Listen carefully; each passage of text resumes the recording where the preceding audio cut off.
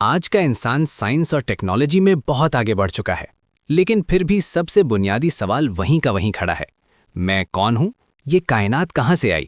اور میری زندگی کا مطلب کیا ہے؟ ان سوالوں کا جواب صرف مشینز، فارمولاز یا ایکسپیریمنٹ سے پورا نہیں ہوتا۔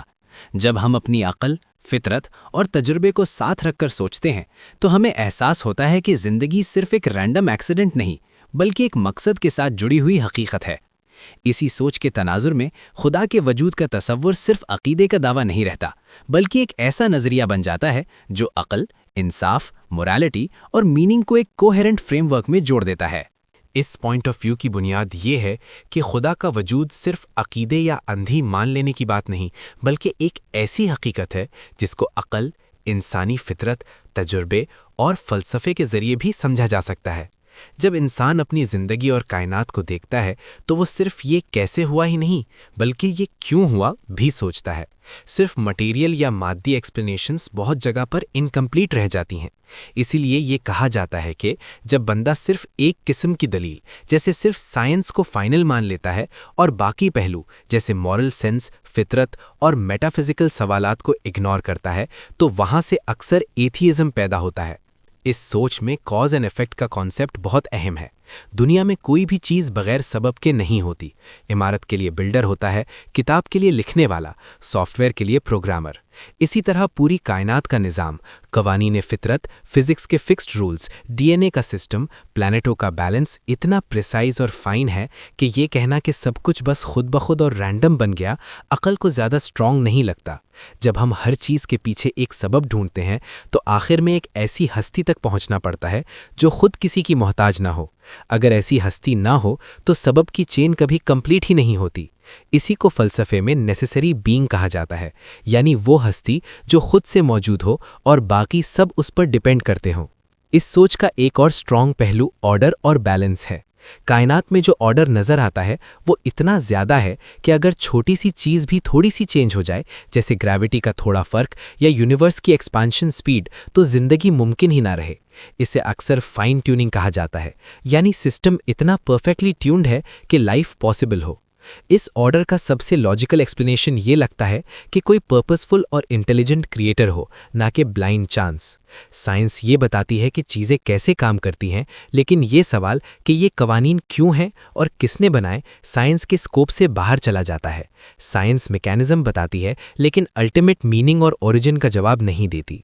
جب یہ سوال اٹھتا ہے کہ اگر خدا ہے تو پھر ظلم اور دکھ کیوں ہے، تو اس کا جواب صرف جذباتی نہیں بلکہ سٹرکچرڈ ہے۔ اس نظریے کے مطابق دنیا کوئی فائنل کورٹ نہیں بلکہ امتحان کی جگہ ہے۔ اگر یہاں ہر برائی کو ترنت روک دیا جائے اور ہر ظالم کو فوراً پکڑ لیا جائے تو پھر امتحان اور اختیار کا کانسیپٹ ہی ختم ہو جاتا ہے۔ انسان کو اختیار دیا گیا ہے، اور اختیار کا مطلب یہ ہے کہ انسان غلط بھی کر سکتا ہے۔ اگر برا کرنے کا آپشن ہی نہ ہو تو اچھائی کا چوائس بھی میننگ لیس ہو جاتا ہے۔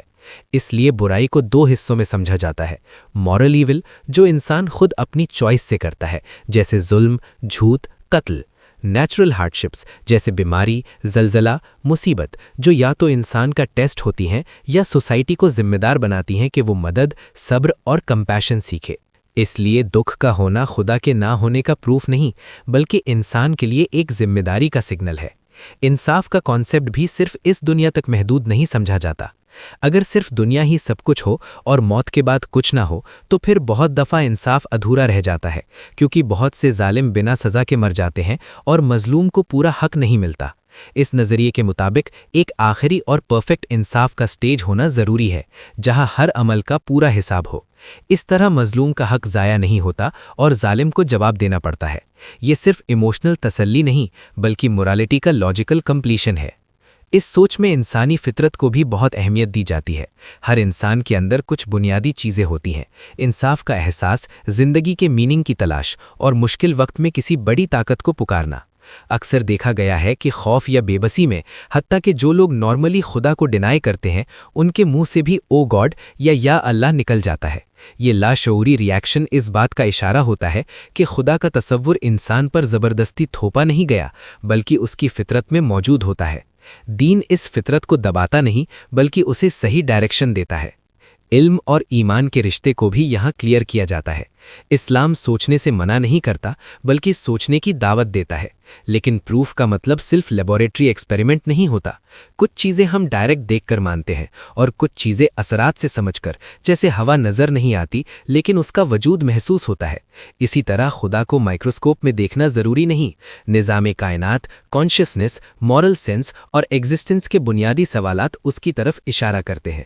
ایتھیزم اکثر صرف فزیکل پروف مانگتا ہے، جبکہ میٹا فزیکل حقیقتوں پر وہی سٹینڈرڈ لگانا لاجیکلی ٹھیک نہیں۔ سائنس اور ریلیجن کے درمیان کانفلکٹ تب پیدا ہوتا ہے جب یا تو سائنس کو فلسفی بنا دیا جائے یا دین سے سائنس کے کتاب کا کام لیا جائے۔ سائنس کا کام ہے لاز اور پروسیسز ڈسکور کرنا، جبکہ دین کا کام ہے میننگ، پرپز، ویلیوز اور اکاؤنٹیبلٹی بتانا۔ دونوں کے ڈومینز الگ ہیں لیکن ایک دوسرے کے خلاف نہیں۔ بگ بینگ یا ایولیوشن جیسے کانسیپٹس کو بھی اس نظریے میں خدا کے خلاف نہیں سمجھا جاتا، بلکہ خدا کے بنائے ہوئے سسٹم کے پروسیسز مانا جا سکتا ہے۔ مسئلہ تب ہوتا ہے جب کوئی یہ کہہ دے کہ پروسیس سمجھ آ گیا تو اب کریٹر کی ضرورت نہیں، اسے ایک لاجیکل جمپ مانا جاتا ہے۔ آخر میں اس پوری سوچ کا نتیجہ یہ نکلتا ہے کہ خدا کا کانسیپٹ صرف ایک بلیف نہیں بلکہ زندگی کو میننگ، موریلٹی، پرپز اور ہوپ دیتا ہے۔ یہ انسان کو ذمہ دار بناتا ہے کہ ہر عمل کا وزن ہے اور ہر فیصلے کا حساب ہونا ہے، جبکہ صرف مٹیریل نظریہ زندگی کو ایک ایکسیڈنٹ بنا دیتا ہے اور پھر آبجیکٹیو ویلیوز کو جسٹیفائی کرنا مشکل ہو جاتا ہے۔ اس لیے خدا کا وجود، ایگزسٹنس، انصاف اور موریلٹی کو سمجھنے کے لیے ایک کمپلیٹ اور کوہیرنٹ فریم ورک پرووائڈ کرتا ہے۔